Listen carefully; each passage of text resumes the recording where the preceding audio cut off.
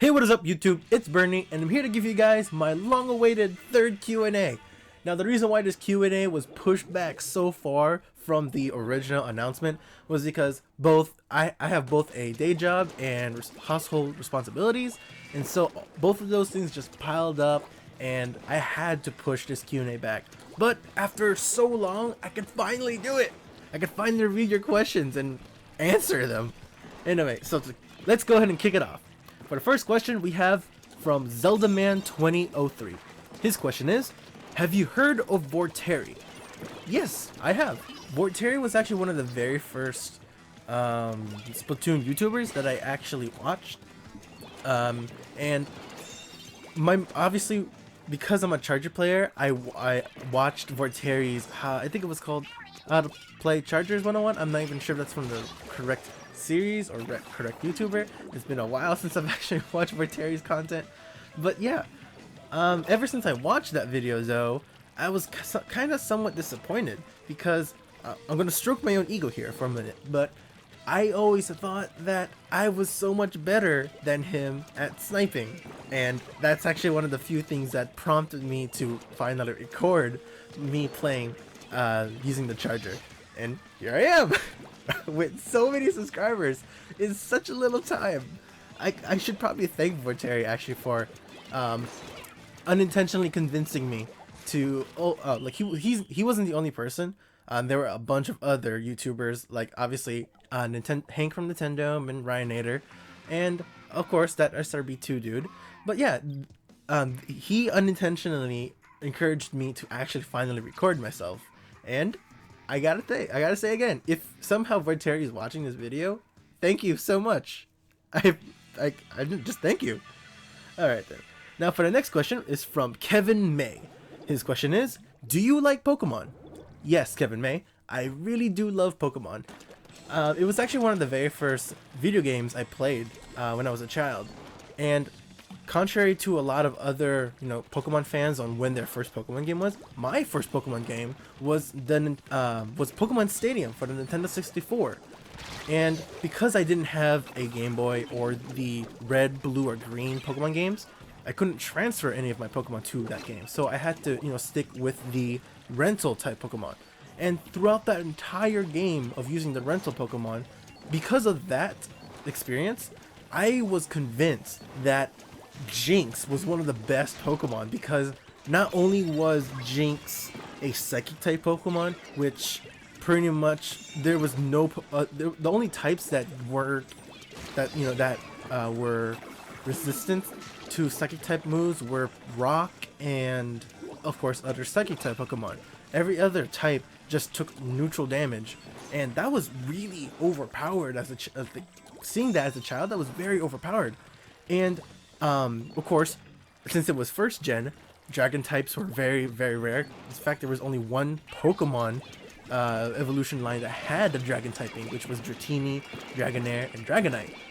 Usually because of that, you would think my dragon types are probably a kid's first favorite Pokemon, but no. I realized that dragons were so strong that since ice type moves were the only effective against them, because the only dragon type move was Twister and Dragon Rage. Yeah, those were really bad dragon moves. But since ice type moves were super effective against dragons, I thought ice type Pokemon were also overpowered as a child. And the fact that Jinx was both a psychic type and an ice type, if it wasn't for the fact that Jinx scared me as a child, I'm pretty sure Jinx would have been my favorite Pokemon growing up in playing Pokemon. But I will, even though Jinx is nowhere near my top 10 or so, I will always thank Jinx for introducing me to my favorite Pokemon types, Psychic and Ice. So, thank you, Jinx. And now for the next question from Duke66. His question is, how old are you? And do you know Terry? I already answered the Terry part, but now to answer the first part, I am 19 years old. Alright. Let's see. Next question is from Dirt Pikachu, who asks, what's your B-Day? My birthday is March 5th, 1996. Man, I'm just breezing through these questions. Next question is from Little Joey 9735. His question is, what are your brother or sister named? Now, I don't have any brothers. I only have 3 sisters, 2 older sisters and 1 younger sister. From oldest to youngest, there's Bianca, Bernadette, myself, Bernard, and Bettina. Together, we're known as the 4Bs. Now, the next question is from Trem456. His question is, so have you ever raged at a game before? If so, what game and in what manner? There's so many video games that I've raged at, especially obviously Splatoon, since it's a multiplayer shooter. So you're gonna have people rage, even if you're the most benevolent type of person, you're gonna rage somehow, either due to your teammates' horrible play, or the fact that the enemy is using a weapon that you absolutely despise. But I guess I could say the game I can announce is probably Fire Emblem Awakening. Ever since I finished the game on normal, I immediately wanted to try and beat the game at its hardest difficulty, and I did. I beat the game at Lunatic, on Lunatic difficulty on Classic mode, and when I beat that dreaded notification window popped up and said, "You've unlocked Lunatic Plus Classic mode." And if you don't know what that is, Lunatic Plus Classic mode is pretty much unbeatable and troll mode, because every single enemy, not only do they have like really good stats compared to like the level that you're supposed to fight them at, they also have really game-breaking skills that only they can have. And to this day, I've only gone to chapter 3 on Lunatic Plus Classic.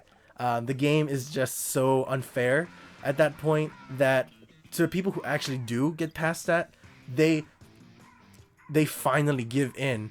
Like when you pass chapter 5 in that game, you can unlock the DLC content, and one of those DLC content is a map where you can level up.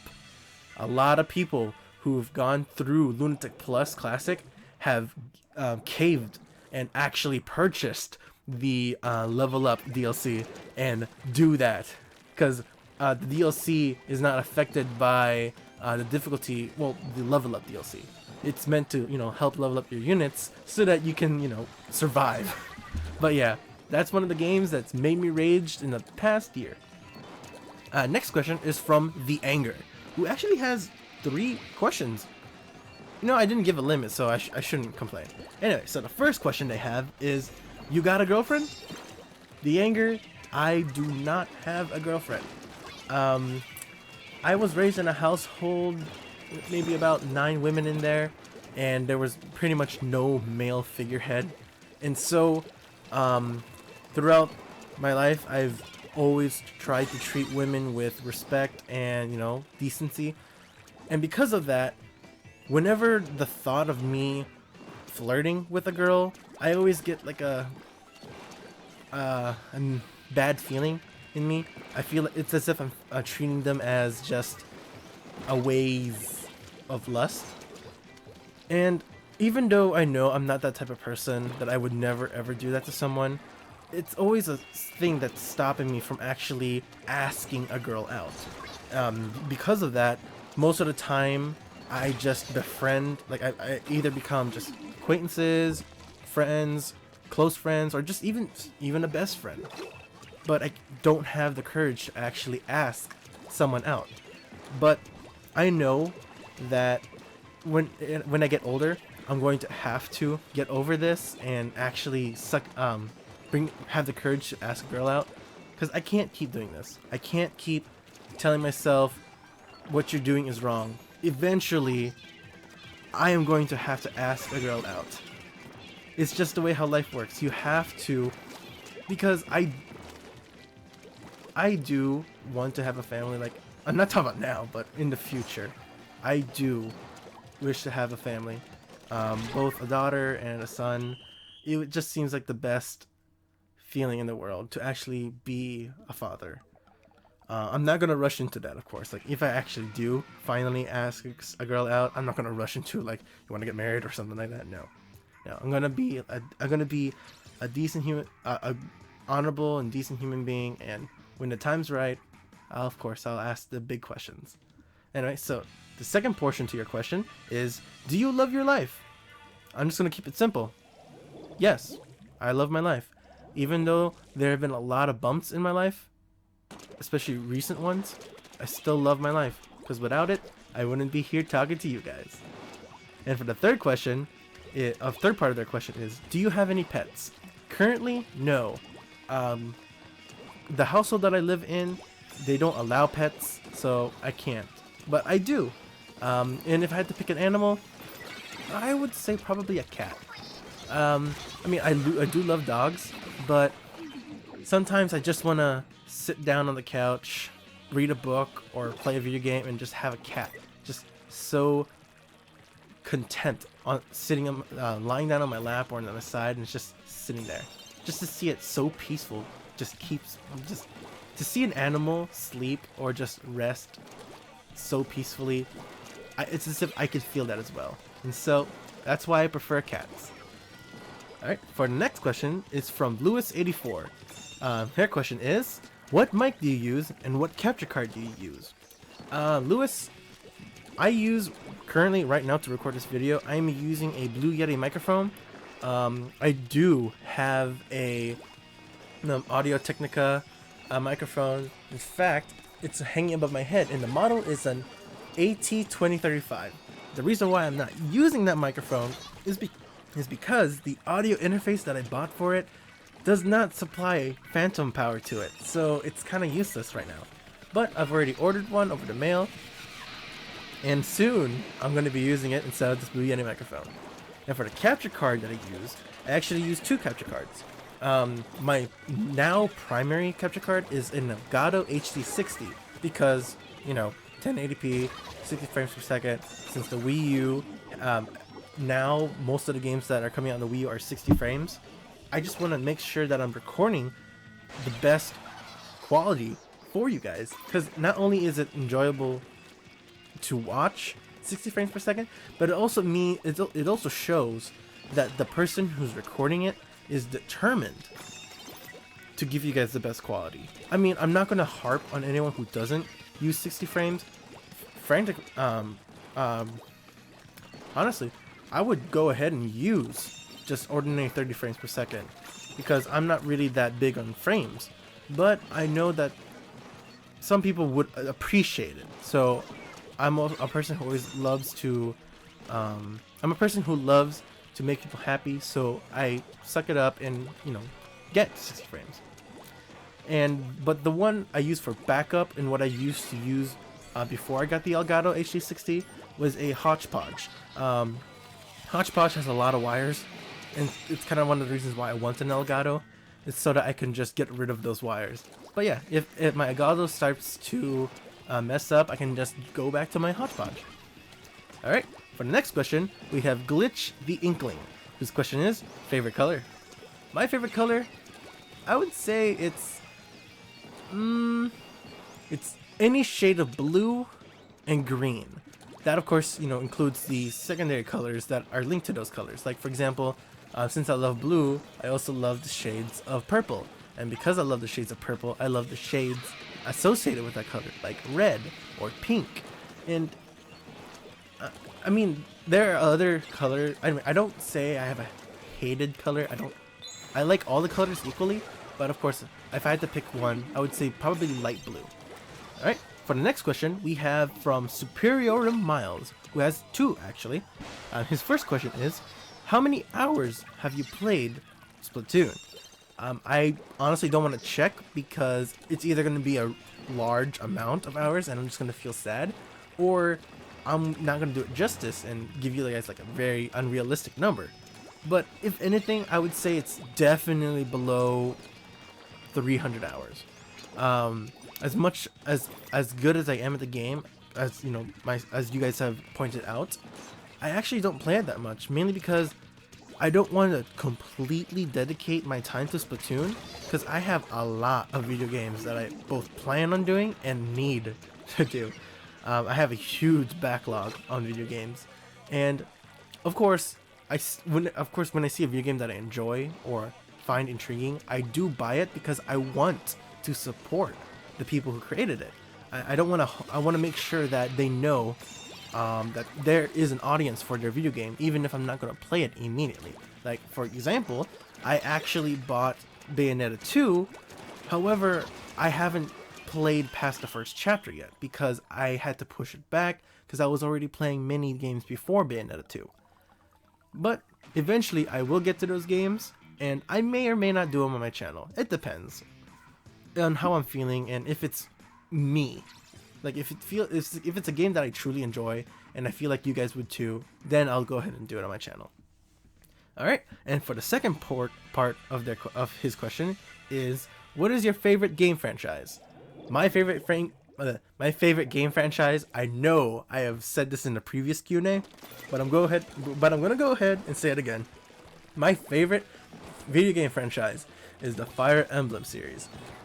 To this day, I have played the 6th, 7th, 8th, 10th, 11th, 12th, and I'm going to be playing the 13th, which is Fire Emblem Fates, and hopefully it gets released early summer, because it is so hard to try and avoid spoilers, because every single person who is like a Fire Emblem fan is like posting crap about it, like the Japanese version.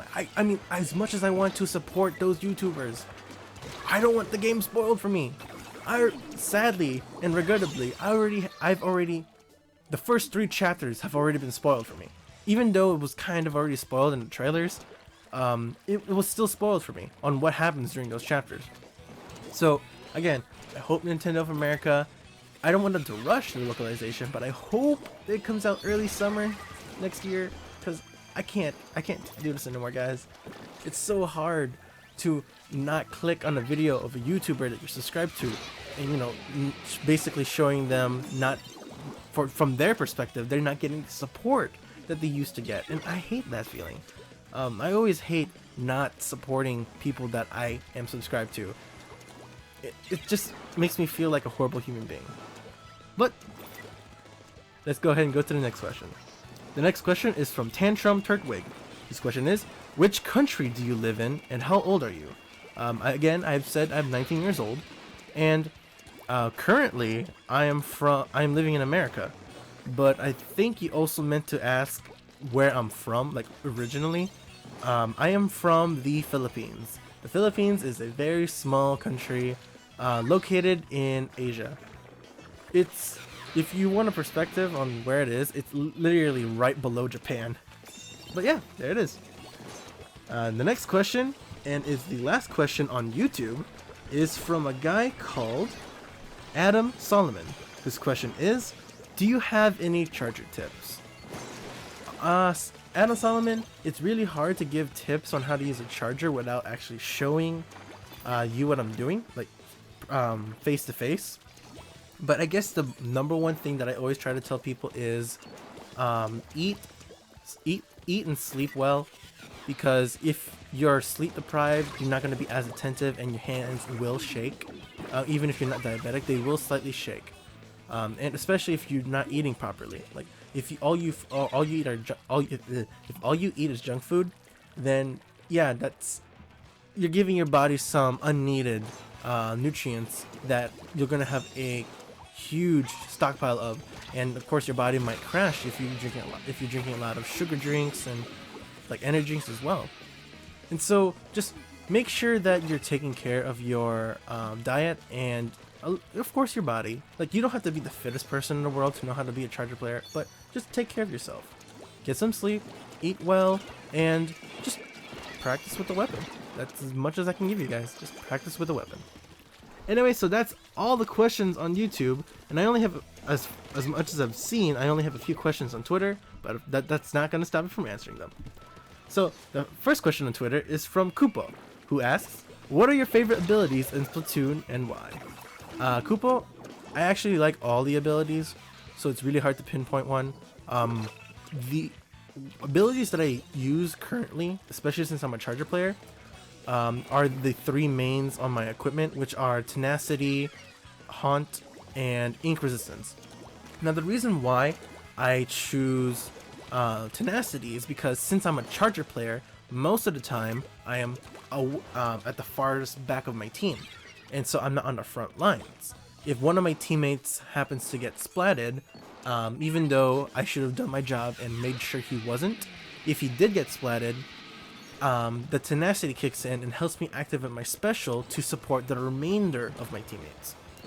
The reason why I have Haunt is because since I'm in the back, if someone happens to get around or behind and take me out, since I'm the closest to them, my teammates will be notified of that oh shoot, we've lost our charger player and there's someone behind us. And last, ink resistance. The reason why I use ink resistance is because I just find it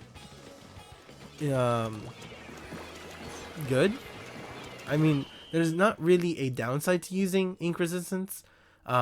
Even after they nerfed it, it's still a really good perk. The fact that if you compare it to when you don't have any ink resistance to when you do, it's actually very good. Yeah, that's pretty much it. Alright, and for the last question of the day, or for this video, is from Herman, who asks, I'm assuming you like anime because of your Twitter banner. Anyways, what is your favorite anime? My favorite anime, there are a lot of them. So I'm just going to give you my favorite genre of anime. My favorite genre is romance and comedy, or rom-coms, romantic comedies.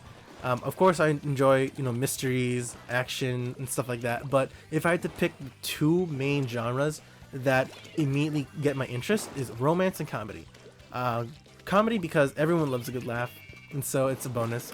And romance because since I'm a writer, especially when it comes to romance shows, not just anime, when someone can write a good romance, you can tell that they've reviewed this specific scene many times over to make sure that it gets emotion out of the viewer. And I just love that part, especially when you see two people just fall in love and actually are happy to be together through actual genuine emotion. It's just a very nice feeling, and I love that about romance shows. Like, there's a huge difference between lust-filled romances and genuine love.